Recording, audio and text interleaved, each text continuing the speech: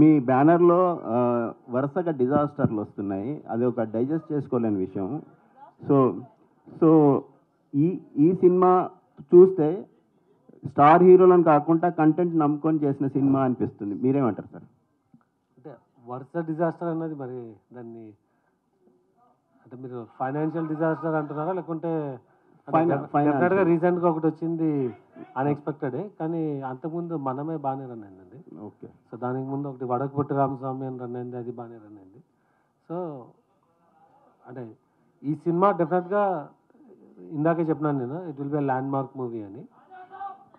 So yeah, రాజా సాబ్ త్వరలో ఏప్రిల్లో వస్తుంది. సో బాకీ ఇప్పటిదాకా వచ్చిన లాజెస్ అనేది కవర్ చేస్తుంది. సో అది వేరే విషయం.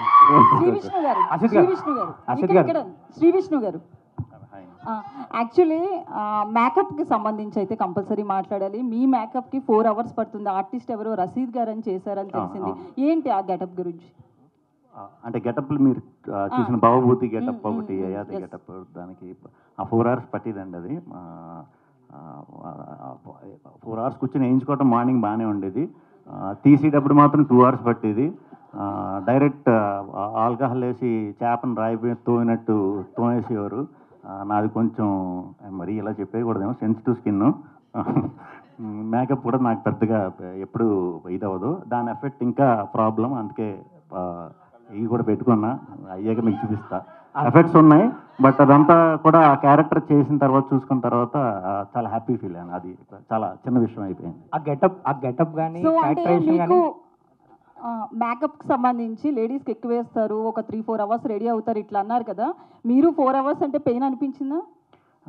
పెయిన్ కంటే కూడా ఆడాళ్ళ విషయంలో గ్రేట్ అనిపించింది. అంటే ఇప్పటి వరకు యాంకర్ చాలా సార్లు అడిగింది ఎవరు గ్రేట్ అని చెప్పి, మేకప్ విషయంలో గ్రేట్ అన్నది ఇచ్చారా? డెఫినెట్గా గ్రేట్ అండి. మిగతా విషయాల్లో ఆడవాళ్ళు మిగతా విషయాలు కూడా గ్రేట్ కాదని అంటలేదు, మేకప్ విషయంలో మాత్రం చాలా గ్రేట్. అందుకే మేము మగాళ్ళు ఎవరు వేసుకోరు చూడండి, ఓపిక ఉండదు. ఆడవాళ్ళు మాత్రం ఎక్కడికైనా వెళ్దాం అంటే 3 గంటల ముందు వేసుకుంటూ ఉంటారు. సో ఆ విధంగా ఓపిక ఎక్కువ. మీరు భూదేవులు కదా, మీకు ఓపిక ఎక్కువ.